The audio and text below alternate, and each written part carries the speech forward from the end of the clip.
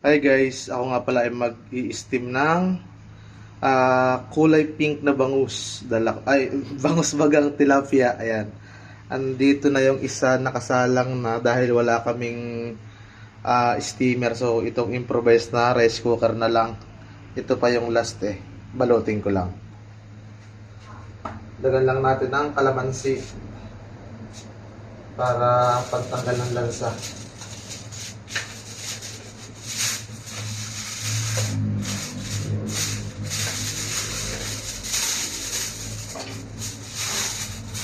Buti may foil pang nakatago. Tira-tira.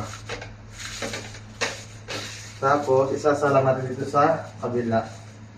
Tapos, kaya lang natin kumulo. Yan.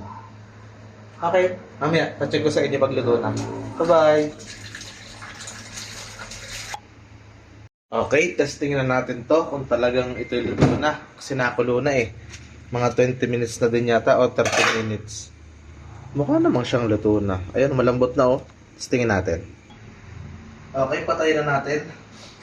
Mukha namang luto na. Tanggalin mo natin ang saksak.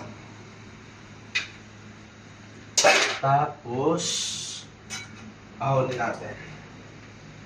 Isa lang muna, no?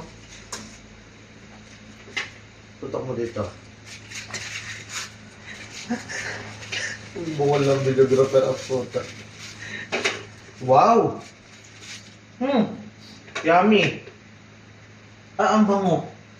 You know? Grabing sabaw talaga ng tilapia. Wow. I miss this. It's been a while. Bye-bye.